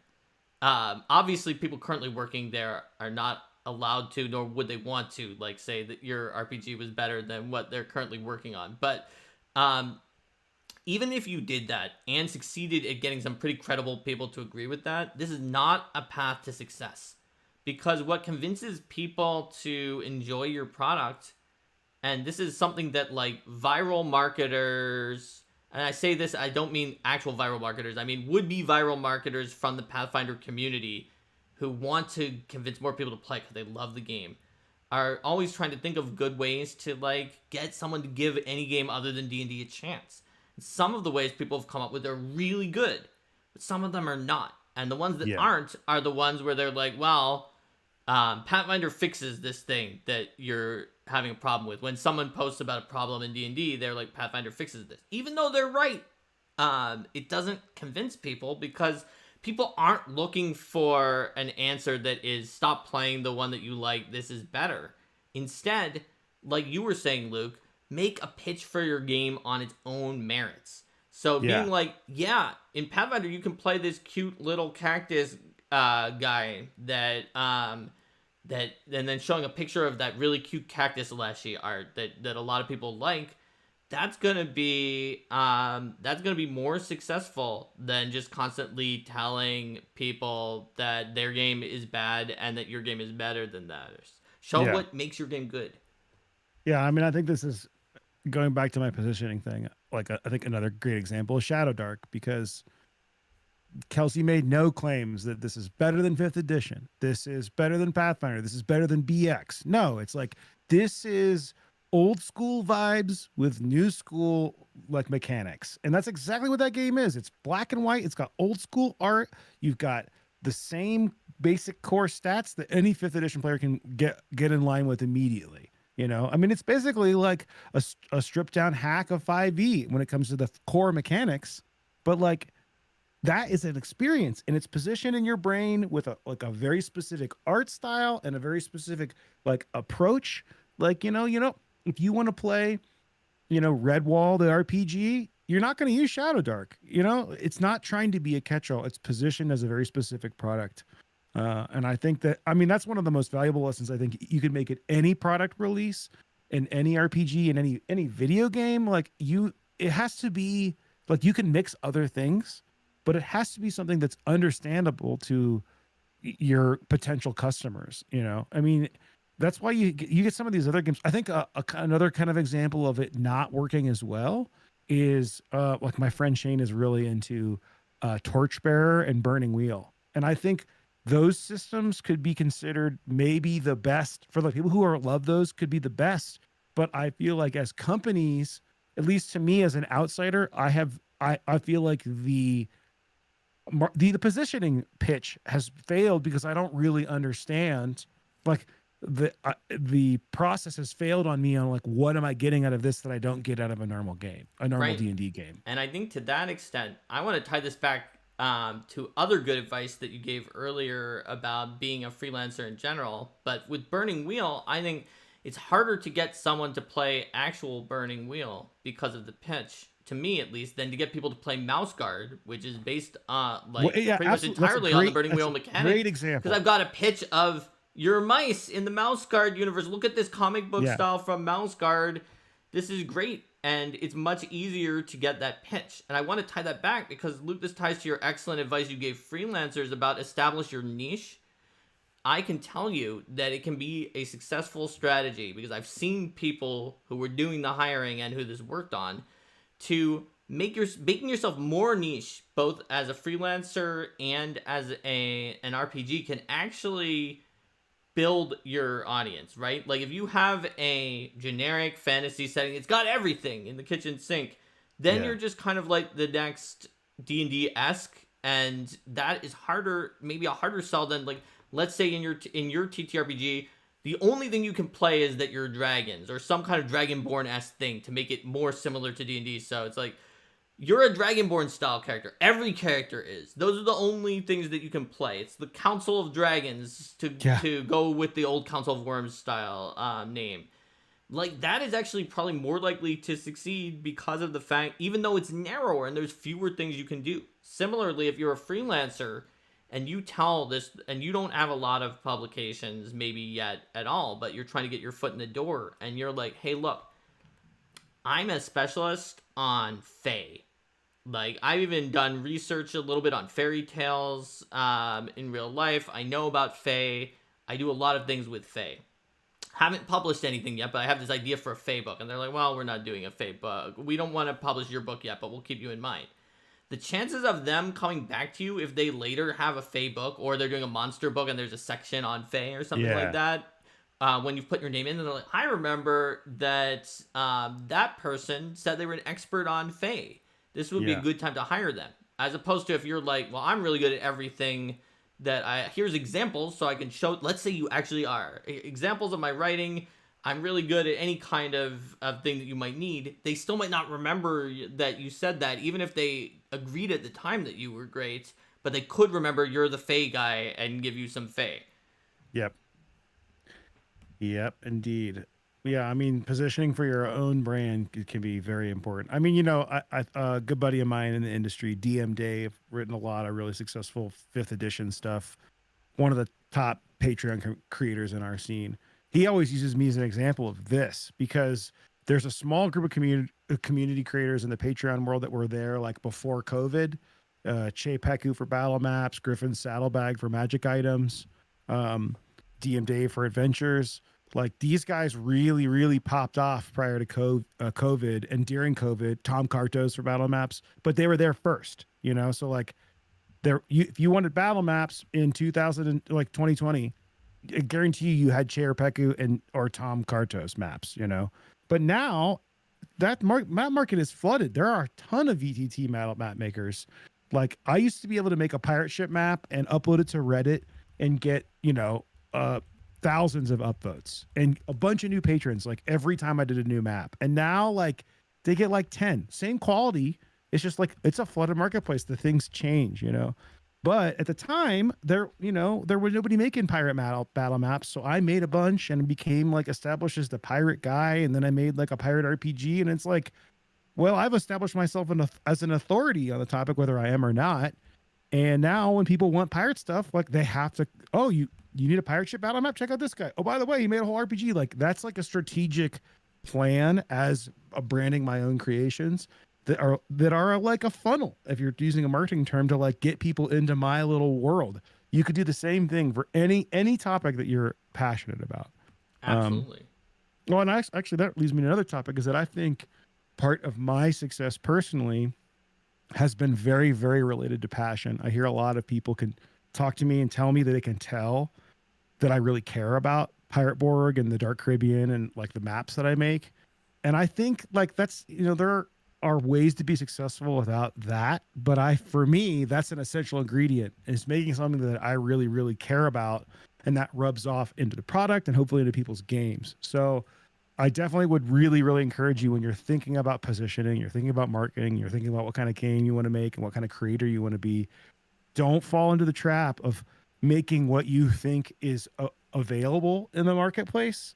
Like make the thing that you really want to exist because it doesn't exist. I cannot stress how different those two things are, even though they seem similar, like Pirate Borg exists because I wanted to play that game. The Dark Caribbean as a setting exists because there is no grimdark pirate setting, You just got to go find your own thing for that. And then like push like geology, push slowly over time until it bends to your will, Yeah, absolutely. So there's a question in chat on a super chat from WS Bogendorf wondering, how you approach manufacturing and distribution and such, especially when trying to understand Kickstarter goals and stretch goals. Oh man, this is a whole other topic. It is. It's an entire video of multiple hours. So let's give like maybe the super TLDR. Okay, so my advice is you need to become a student of manufacturing, of distribution, and of Kickstarters in general. This is a very deep rabbit hole. One thing that was really helpful for me is that BackerKit does seminars. I learned how to run Facebook ads from BackerKit's free seminars. Same thing with LaunchBoom. LaunchBoom has a really great crowdfunding book that you can get on Amazon for cost. Big surprise, it's a funnel to get you into their program, but boy, do you learn a bunch of tips from it. There are tons of things like that. There are tons of podcasts and YouTube things on this topic. Like, to be honest with you, though, like you really are going to have to just trial and error in some ways. Like, for example, with Pirate Borg, when we did our manufacturing for the books and we printed them in Europe, and I had to pay VAT when they left the factory. And I was like, what? Like, why do I have to pay? You know, if as an American, you don't pay tax on manufacturing until it goes to the customer. But nobody told me that. There wasn't like a checklist I read that was like, get prepared to pay VAT at this step, you know? So you like lose a bunch of money at one point. That happens, man. You know, I think you just got to trial and error, and you got to make yourself a student if it's something you want to be good at, or hire somebody else, pay off a percentage of your project to a publisher, or hire someone who's got experience to handle that, who can give it the energy that you need. Just be prepared to pay for that. Yeah, there's always a price. If that's the one like major takeaway here, there's always something you could do involving other people. There's always a price to it, but it could be worth it, because I'm going to tell you this, which is there's another danger that wasn't the one I was talking about earlier, where you're trying to get that 6-figure Kickstarter for your very first one and you don't know what you're doing and you haven't prepared anything, which is you could wind up getting that 6-figure Kickstarter and losing tons of money because that's definitely true. You didn't add those numbers together, and you had multiple things like that value-added tax that Luke mentioned that all surprised you, and you when you add everything up and the marketing you eventually spent and the cost of the printing and the cost of the art and everything else, you could find out that maybe you lost money on this project, or maybe you were even losing money per product sold, which is even scarier, because that meant that the bigger that it gets, the more money you're losing. And usually that's not the case, and you're actually losing on one-time expenditures, but yeah. And, you know, I mean, hopefully your margins are good enough to go to retail. Like, and that means if they aren't, then maybe you'll be okay on the Kickstarter. The product just never goes to retail. But in order to go to retail, you need to be making money when selling the book for 50% to 60% off. If you're going to go into consolidation, which is where you go to one company and they go to all the distributors, you sell to them for 60% off MSRP. So you need to be able to make money in 40% of the MSRP. Now, you figured it out, though. Like, if you can make money there when you sell it on your web store at conventions, you're having a great time. Like, that's really where you're making your money. The rest is really about building the brand, you know, getting it out into the community so people can support your next project. That's right. And someone before asked a question about if you... It was basically to the extent of, like, if you've done your first Kickstarter and then you start doing more Kickstarters, you start selling things overall later, like, what do you expect to see in sales? I've seen an industry wisdom that is extremely oversimplified and is not super accurate, but that you can use as a bad rule of thumb of the tail, if you support it well enough, being at least like around the size of the initial amount. So if you make a certain amount in crowdfunding and then you have like a strong web store presence in other places where you're selling it, then like the rule of thumb is that you can get that amount again. However, sometimes you get way less or way more than that. That's just like kind of... Yeah, it really like depends. I mean, like at Pirate Borg is an example, like we got signed with Free League after, right? So I make all my own money on that Kickstarter, but then I have a publishing deal with Free League. So like, yeah, it's sold over the world, but I'm making a fraction of what I make it if I didn't sign that deal. But we're in the third printing now. You know, Morkborg is a great example. Their first Morkborg Kickstarter did not, in terms of like modern RPGs, did not do that well. I mean, it did well for what the project was at the time, but I think Morkborg is on its 10th or 11th printing. So Yeah, made like if you drastically more later. yeah, if you can get like if something like that happens, you know, or like we look at Pirate Borg right now, first Kickstarter we did around before backer kit and add-ons and stuff, we did about 140,000 with around 4,000 backers. Our new one is already at 500, but we're still around 4,000 backers. So I mean, like you do the math, like we didn't double the backer count, we just grew the like quality of and amount of products that people can get. So it's like, you know, it kind of everything is different. Depends on the deals that you have with distribution and other publishers. If you're doing it all yourself, are you going to go to retail? Another great example with the Shadow Dark team, they're sold out right now. They've got a bunch of back orders.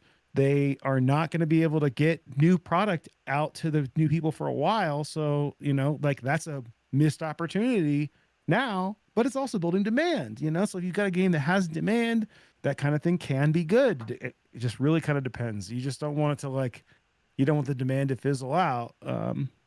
So it's really hard to expect. I mean, some communities where the community is really tight but small, you might have a smash Kickstarter and not sell many at all on your web store or retail after.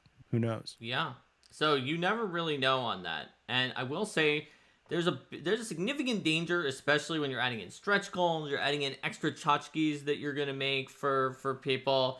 There's a very significant danger that like, I think a lot of first-time Kickstarters, especially ones that give, like, low prices so that they can try to get more people to buy, will not be close to being able to do retail and making money when they sell it for 40%. In fact, there's definitely a decent number of Kickstarters that are out there. I know because some people said that it was true for them, that make a small enough margin even on their Kickstarter that if 25% of the gross money was taken away from them and like given to WoTC during the old OGL crisis, that they would have lost money per sale once that happened. Yeah, that's a nightmare, man. I'll say on our end, what we do, at least for almost all of them, we budget the project with all of the Kickstarters, or excuse me, all of the stretch goals built in at like minimum order quantities. So we'll be like, look, if we only sell 1,000 of these and you know, and we did all the fancy ribbons and embossing and extra add-ons and extra writers and all that stuff, are we still okay? And if the answer is yes, then you can structure the Kickstarter campaign out to be like, okay, well, we're going to be at these low numbers, we'll be okay. And then at these numbers, we'll definitely be fine because we were okay at the end, you know, that kind of thing. Now, sometimes you have products that are Kickstarter exclusive only. Maybe they are items that aren't going to do well in retail. Like sometimes zines don't do well in some retailers because they're just not set up to sell zines, or like weird little add-ons like large battle mats or things that fold or things that are fabric that you can't just put on a bookshelf that need dedicated like signage and displays. Sometimes those can just be Kickstarter exclusives, and those you can have a little bit lower margin on because you're not worried about, oh man, we need to be able to sell these all over the world. We just need to get them to these backers. Maybe they're more of like you're trying to get the number higher on your Kickstarter, or you're trying to get your backers excited and you're willing to be like, hey, we're actually not doing this part of the Kickstarter to fuel the future of the company. We're doing it to fuel our backers, you know, engagement. That's definitely an option. Just you got to be careful with the costs. Yeah. And you want to understand like what ideas that you have for side products would be better as what Luke called in there, a fueling customer engagement extra goodie and an add-on, and what would be better as something you're actually selling. Because that's one thing I've seen is that there's a variety of peripheral products that we have for Roll for Combat, like the plushies of Eldamon. Let me tell you something. Everyone who sees those plushies, including like when I was talking to game store owners and they were like, do you have more of those plushies that we can have at our game store? We could put it up in a display with the Eldamon books, right? But the number of backers who actually backed for the plushies, which were not a free thing, they were an extra thing you could get if you backed it, like the high tier that came with everything, was not that high. Because of the fact that while it's something that whenever people see it later, when they're already into it and they're like, I'm going to get this book. Oh, it's so cool that it has plushies. So that maybe something like that could be something that if it was an incentive it would be a really, really enticing incentive to people, because they'd be like, this is so cool. But as an extra add-on, they're not willing to buy it, perhaps. Where Yeah. as opposed to like a plushie only Kickstarter, where you might do much better than having a plushie as an add-on to a non-plushie Kickstarter. So there's Yeah, I mean, all I sorts of also think things. like there's backer fatigue. I'm just thinking of my experience today with the Kickstarter I backed today. Like sometimes you're like, you know what? I don't want all the crap. Like I don't want minis that I'm never going to use and like art cards that are like just going to sit in a drawer, you know, or insert any number of thing. But then like when you actually have the game and it ends up being one that you're going to play, that opinion can very dramatically change. Or like you come to our booth at a convention and you're like, you know what? I didn't back the naval combat tokens because I was like, there are just too many things. But man, having run naval combat, like I can see why you guys made that. You made it because there's a need for it. Now I want it. Like, yeah, you got to be prepared for that thing, those kinds of things when you're running a Kickstarter. Absolutely. So Can we pivot a bit to Patreon discussion? Because I feel like yeah. that's kind of a fourth way in. Yeah, I mean, it's kind of part of this broader third way of do it yourself. It's Sure. it's another entire place that you can go, and it's more similar in the building up audience sense to like a combination between the YouTube style and Yeah, you're the right. Yeah, it is. but no, you're right. We should definitely be talking about a patron model for people. Yeah, I mean, I think it's a little different than it was, like I said, in the lockdown era. Um, but I really think that you know, especially for podcasters or YouTubers, like that's a way to engage with your audience that might, you know, they might be kind of transactional on your on the podcast app or on YouTube. But when you're providing content, like here's a great example. Sly Flourish from Mike Shea from Sly Flourish. Yeah. Flourish is a great example. He's a great YouTuber. He's got a great podcast that's pretty much the same as the YouTube channel, but he's got a lot of really good input. He really wrote a really great book or series of books on how to be a The lazy DM. lazy dungeon match. Yeah. Yeah. But like he's got this thing on running Ravenloft as a one shot, both Curse of Strahd as a one shot, and then running Ravenloft I6 and Shadow Dark as a one shot. And, you know, like I am always aware of the funnel, the process of being a new community member, a new customer. And I watch his channel. I watched that. I'm going to run Ravenloft on Friday as part of a Halloween thing. I'm going to use Shadow Dark. You can be damn sure when I watched his video and he was like, go to my Patreon and get 10 pre-made characters and handouts for all your players and a printed guide on this. Like you have the content. I gave you the content, but here's bonus things that now that you're using the content that you can use to get into my Patreon. Like that kind of funnel, I keep using that word, works so well. You're providing a service. I did the same thing with my Patreon. Every time I make a map for my Patreon, I make 10 variations or whatever. And one of them is always free. It's half the resolution. It has a grid on it and has a watermark on it, but it's always free. So you can go to my Patreon right now, shameless plug, and get every map I've ever made. You can get one version of it for free. It's like, that's the give back. That's, you know, it's the sample. Like if you need one ship, great. I've got you. Like I'm happy to have been there to be the guy that gave you the map for your campaign. But also, if you need multiple ships or you want the ship on fire or at night or the ghost version, come into the Patreon. Same thing with Sly First. So I think that if you're trying to build a brand, having that like 1-2 punch, whether it's like a lot of guys in the YouTube, Ben Milton, for example, he's got the YouTube channel and then the newsletter. And the newsletter is like, here's everything that's going on the OSR. Also a great chance for me to get your email and directly market to you. And when I have a new product, you can be sure the top of that newsletter is going to be every single Ben Milton, you know, Questing Bee subscriber is going to see Knave 3 or whatever his new adventure is. So absolutely. And you have to be careful if you have a bunch of mailing lists, because as we found out last time Luke was on, both Luke and I have been getting a lot of emails from Steven, and it turns out we were on like multiple lists, and that's why we got so many. And then Luke canceled. Did you notice that Steven chimed in? Yeah, from he the chimed in game? to make fun of you about that. His only comment was to troll me from the Mets game. Yeah, I mean, dude, Steven, you're not trolling me. You're trolling yourself, man. You know. Yeah, I think he is trolling himself. Yeah. But like, yeah, I get so many from him, and apparently it's because since I am a collaborator on every Kickstarter, I get it from Yeah. every Kickstarter we've ever run and from every possible funnel and source. I get all of those. And so to But me, look, it I looked mean, like he was constantly putting to things talk out. to that directly, like to be honest, like I'm not a Pathfinder guy. I'm not a 5e guy really anymore. I still really like the product, but like I've never played Pathfinder. Like I'd like it's nothing again. I mean, so if I get too many emails from a company that makes a product that I don't care about, like I'm gonna unsub. It's got nothing to do with my opinion of you know.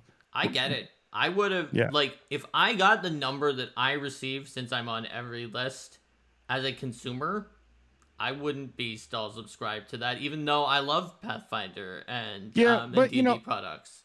on the flip side though, to play devil's advocate on this though, like we talk about this a lot internally. I'll be like, sometimes my team will send out an email that I think should have gone out, or they'll want to ping everybody in the Discord, or like I've pinged too many times recently, and I'm like, I don't want people to turn off notifications, you know.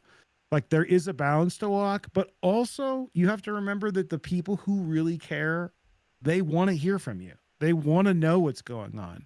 And like, yeah, too many emails from Steven for a role for combat thing might push people like me away. But you know what?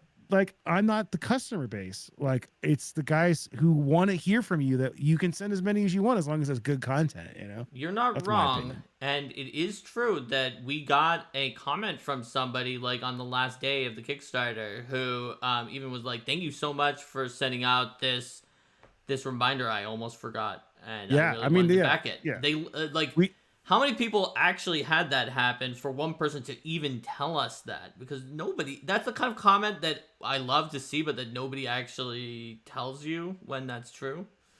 yeah. Yeah. I mean, yeah, you can't make everybody. That's one thing I've learned about doing a Kickstarter. You know, you like, no matter what you do, unless you're making like something like, I don't know, super simple. I had one guy who's like, can we get an update? And I got another guy who's like, can you stop sending so many updates? Like, well, what am I supposed to do? Like, You can't make I can't everyone make both of happy. those guys happy. One guy was like, I keep my inbox totally empty and you know, you keep showing up. And I'm like, well, dude, I'm sorry that you're getting emails from me. Like, but like, that's, you know, there's no way for me to like say, turn this one guy off. So I I think you mean, just have to follow your own heart and do what you think is the best for you and your people and your company, I guess. I guess I'm going to pause it. I'm going to try to use my game design skills here on a solution to our conundrum. So, using something like MailChimp or some way that can like curate who you're sending to and what, perhaps you could create a mailing list situation where you can subscribe for like urgent only and be like, Yeah.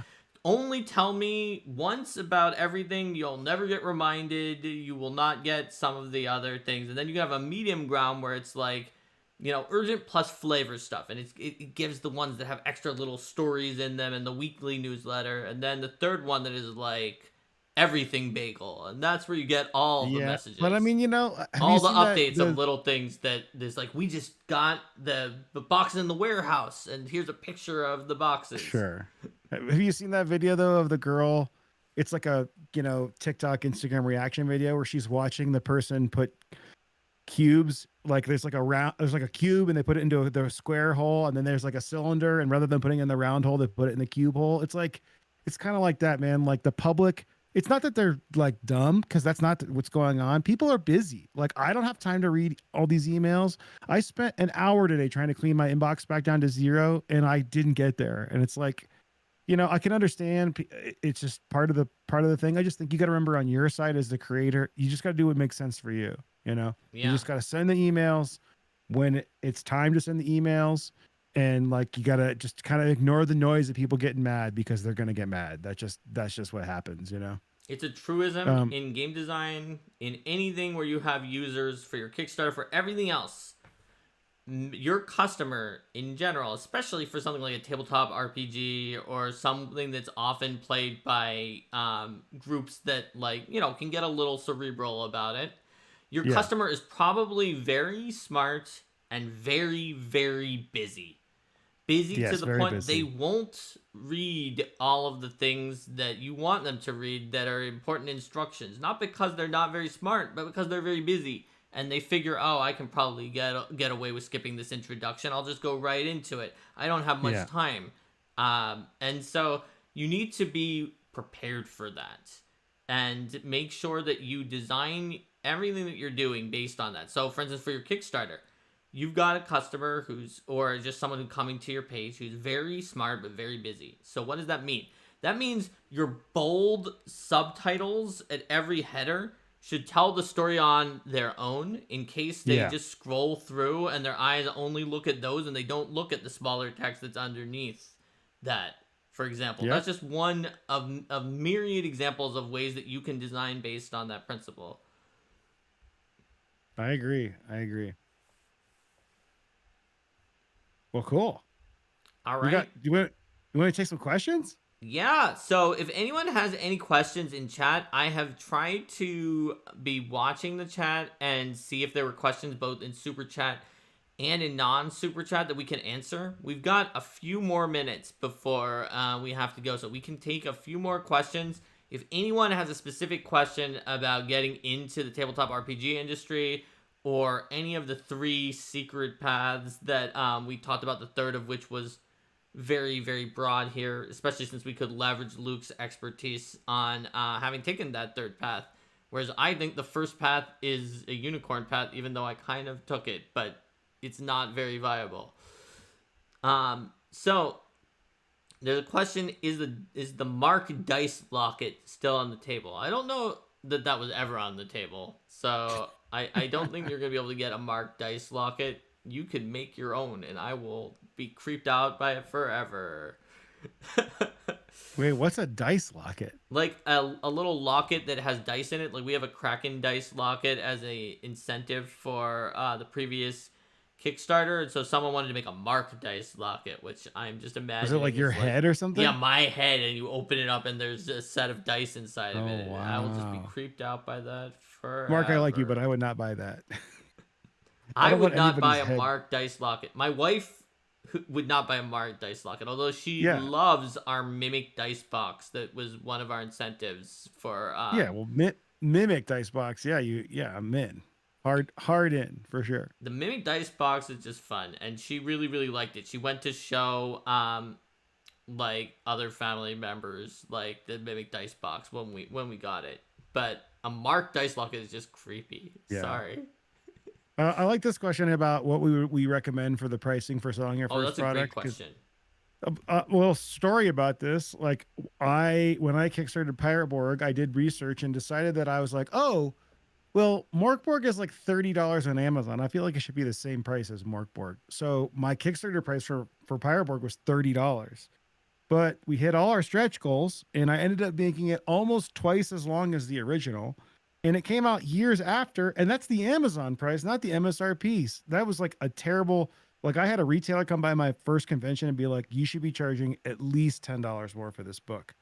So when we went to retail, we raised the price to what its appropriate price was. Basically, like I didn't understand how, especially the retail side worked. At the time, I didn't know that retail is 50 to 60% off MSRP. I would have been in a lot of trouble if I was selling my book into consolidation at 60% off $30. So Sean McCoy from Tuesday Night Games Mothership, he recommends you're aiming for the cost of your game to be about in manufacturing to be about 10% of the final MSRP, so that you have margins to pay for your team and advertising and shipping and be able to still get it into consolidation and retail. Yeah. Being said, though, if you're you did the art for yourself, but like, well, that's the other thing too. That was your saving grace, I think, with $30 when it got doubled. Yes, absolutely. The flip side, though, is it went to retail at 40. Yeah. But then I think there's something to be said for the other side of it, especially if you're a first-time creator. If you can find, if you're doing something like a Morkborg hack where you can use third-party or public domain images and it still have it make sense, or you have a friend who can do the art, or you can do the art. Like, I think there's something to be said about giving away a version of your thing. Like I said with Patreon, I always give away, or Sly Flourish, he gives away the whole thing on his email list on how to run Shadow Dark in a one shot, or how to run Ravenloft in a one shot. And then there's an upsell. You can do that on Reddit. Here's a free adventure I wrote for 5th edition. Put that on Unearthed Arcana subreddit. It's free. It's complete. If you want the extended version that adds 3 more locations and 10 more plot elements and 5 more stat blocks, then you can upsell for it. So there is a way, especially when you're building your first community site as well. Like we have an entire first level adventure that gets you all the way to 2nd level for Pathfinder and D&D. That is the first chapter of our adventure that goes from levels 1 to 11. But it's like at the end of chapter 1, like you have completed the thing that you were trying to do, which was like get a pirate treasure map that magically needs to be combined together, and at the end of that you have a map. Does it need to go to the place that the rest of the adventure that you have to pay for says it goes to? It doesn't have to. You can come up with where it leads to, and it can be anywhere that you want. It could even be into a pirate board game after that. But we've got that, and it's completely free. And we tend to put out something on April Fool's every year that's free. It's a tradition. Nice. Is that we put up a free product that sounds like it's a joke product that was just an announcement that wasn't actually a product, but then when you look at it, we actually seriously did it. Like the Dungeon Ancestry, where you play as a dungeon, or the Fusion Ancestry, where you play as a Cerberus 2-headed giant or a Hydra, where multiple players in your group play the different heads of the same creature. Oh, I love that. That's fun. Or Otherworlders, where you play as someone who came from Earth and was reincarnated or summoned somehow into the fantasy setting, and you're yourself, perhaps, or somebody else you know. Yeah, sure. And you have a D100 table to determine your weird cheat power that you were reincarnated as, and it could be crap that like barely helps you at all, or it could be just like you instantly kill everything, depending on what the tables say.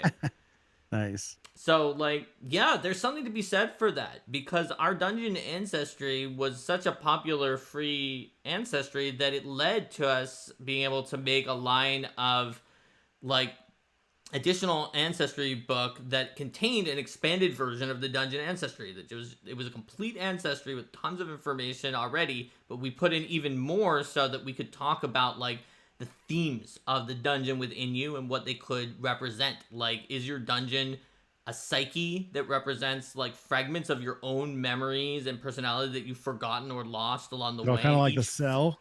What? It's kind of like The Cell. You see that movie?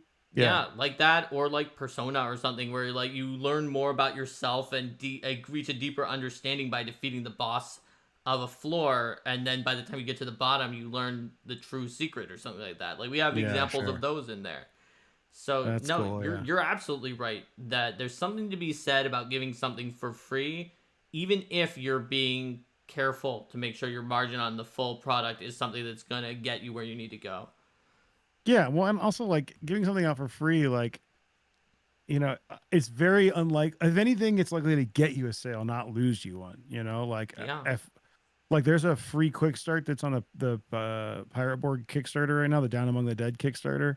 That's like all the core rules for Pirate Borg and like a couple of the classes. Like you could play Pirate Borg with that. You don't need anything more.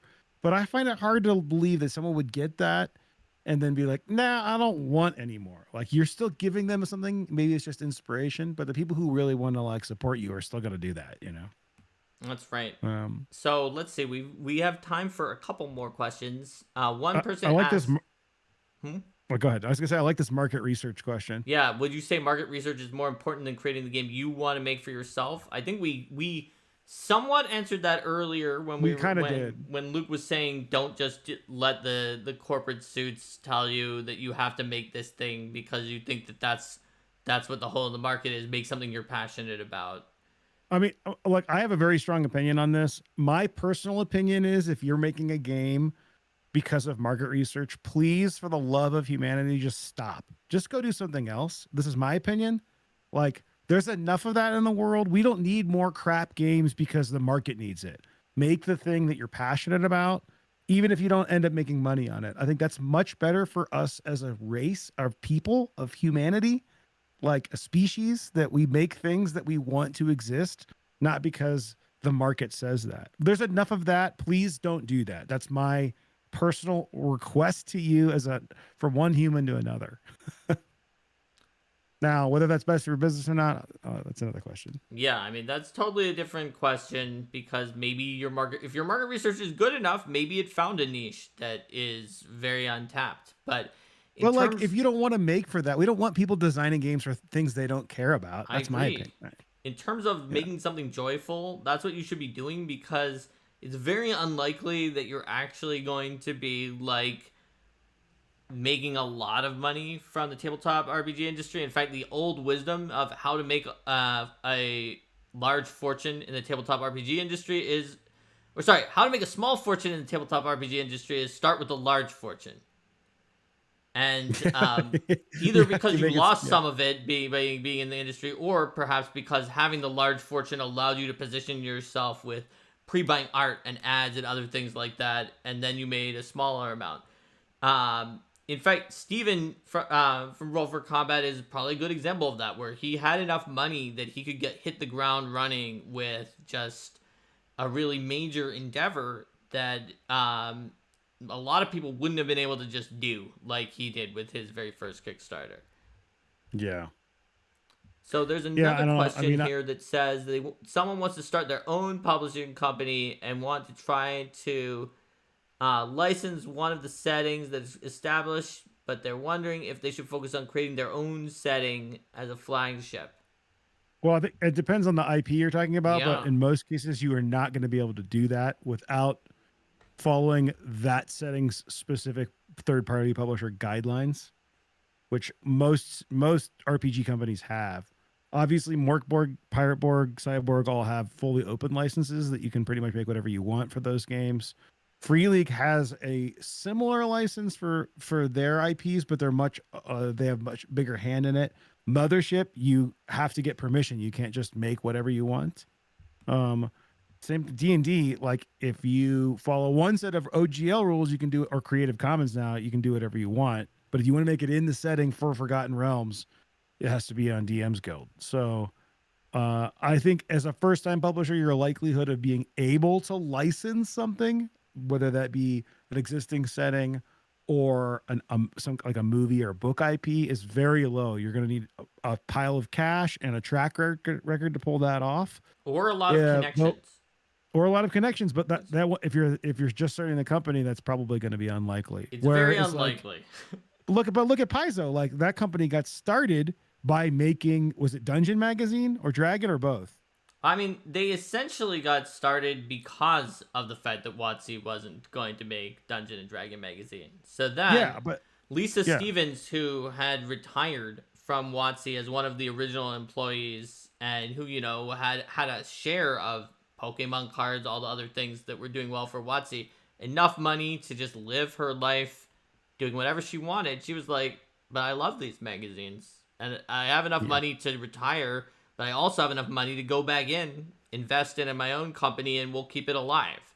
So it actually existed to keep them, to some extent, to keep them alive. And it did have other licensing agreements. It had Star Wars Insider for a while, for example, and some other things. And you can potentially get that with connections, but then you would know if you were the kind of person who already had those connections. Like, you need someone in your group who just knows everybody at big IPs. And if that's the case, you might be able to do it without an established track record, but don't count on it. Yeah, but now if we pivot the question to say, like, as a new publisher, should I make stuff for, I think the thing that's throwing us off is asking to get the license. Like, as a new publisher, though, making something for D&D could be a great move, or something for Pathfinder, or something for another, like the Call of the Deep that's example. already out there. Call from the Deep is a great example. Call from the Deep, yeah. So that's definitely a path that you could take. You're gonna have to make that decision yourself. I mean, someone here is asking about as a consumer, like, they want to see products that don't exist, and like, I agree, you want to fill in the holes. Like, it'd be nice if you made a product where no one else had made one. But on the counter side, like, I see stuff in the pirate sphere all the time where I pick it up and I'm like, oh, this guy clearly was like, I need a pirate adventure. I don't have one. And you read it and you can just tell it's like full of like tropes and not that I don't use tropes, but like kind of generic what you would expect at a kid's birthday party pirate stuff, And that's what I mean when I'm like, don't just make a thing because there's a spot in your product line. Like there's got to be the passion for it, and people will enjoy it if there is passion for it, and be able to sense that it's like not fully fleshed out. Like, like don't go make a cyberpunk game and then not know anything about the history of cyberpunk and like some of the stuff that's been written, and then think all your ideas are going to be really creative. I have this book, it's a writing science fiction and fantasy, but with a foreword by Orson Scott Card. And one of the first things he says in there is like, if you haven't read what's selling in science fiction and fantasy right now, put this book down and go read, because there's no way you're going to come into a genre as a new author and be successful without having known what has come before you and what is selling. Like and I think like, oh yeah, wait, how am I going to write a smash hit sci-fi book that's everything is new about it when I haven't even read what's existing? And I think that applies to the RPG market as well. It's true. Like, you want to come at it as a game designer. I'm going to circle all the way back to near the beginning, when Luke was saying, just because you're a good dungeon master, game master, doesn't mean you're a good designer, and vice versa. You need to look at the world through every possible different lens as a game designer. One of those lenses is the lens of the game master of your game. One of them is the lens of the players, but there's so many other different lenses that you need to look through. And if you don't experience other people's works and other games and understand what makes them popular and successful, you're not going to have the tools you need for your own game. Yeah.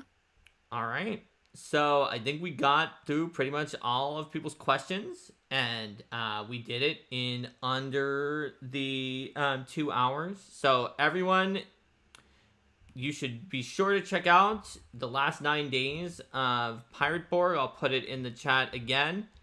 Also, it seems that our Elemental Storm Kickstarter project is actually got, even though it closed last night at midnight, it seems like it's actually still going for like post product thing like we had in the beta last time. I have no idea how long that is. I've heard not that long, so I'm going to put that in there as well.